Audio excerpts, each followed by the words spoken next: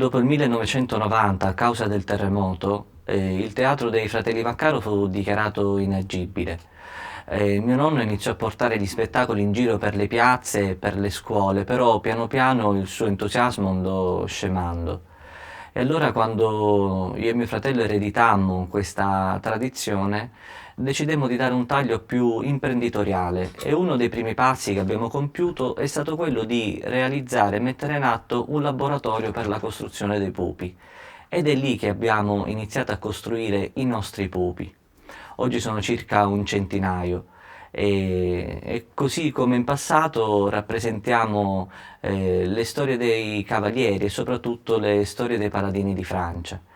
Ma abbiamo anche inserito altri filoni, altre storie all'interno del nostro teatro. Ad esempio abbiamo messo in scena i miti siracusani come il mito di Alfeo e Aretusa, oppure la vita dei santi, questo si faceva anche anticamente. Ma il laboratorio non è stato ovviamente l'unico progetto che abbiamo attuato. A seguire c'è stata la nascita del nostro piccolo teatrino che, seppur formato da 35, massimo 40 posti, ci dà molte soddisfazioni. Mi ricordo che il primo anno abbiamo messo in scena uno spettacolo pure per tre spagnole. Erano le uniche persone presenti quella sera, però il nostro piacere era tanto di non lasciarle deluse, di mandarle via, che abbiamo messo in scena per loro lo spettacolo. E quell'anno abbiamo chiuso con 900 spettatori, per noi è un grande risultato. E certo, se poi andiamo a guardare i risultati del 2013, ovvero 10 anni dopo, siamo passati da un 900 spettatori a 9800 e per un teatrino di 35 posti è un grande risultato.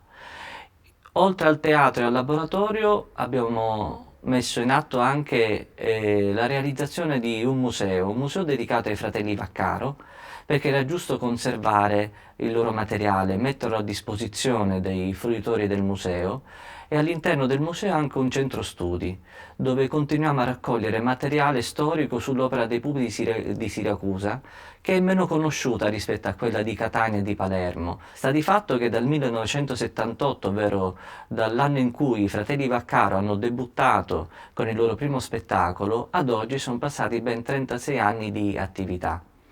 E i pupi che noi utilizziamo sono pupi ovviamente che hanno le fattezze di quelli antichi, ma con quel tocco di contemporaneità, di moderno, che serve a non distaccare troppo i pupi dallo spettatore. I nostri pupi, ad esempio, citano a volte Vecchioni, possono citare anche, tra virgolette, per creare un'ilarità nel pubblico, Orietta Berti, insomma. Questo tipo di comunicazione deve essere intesa non tanto per sbeffeggiare i pupi, ma proprio per far comprendere al pubblico di oggi che i pupi non sono così distanti da loro. Ehi gente, gente del castello, così si tratta uno straniero, di sì alto lignaggio. Son di Montalbano e discendente di nobile casato. Quale vil persona ordinesse uomini di strappare ad un povero padre l'amata figliuola, che, a dire il vero, risulta molto bella e piacente, e solo un buon partito, come me, può godere dei frutti della sua giovinezza. Io, paladino di Francia, sfido il signore di questo maniera furente duello per l'offesa fattami e in difesa di un povero vecchio padre che ebbi la fortuna di incontrare lungo il mio cammino.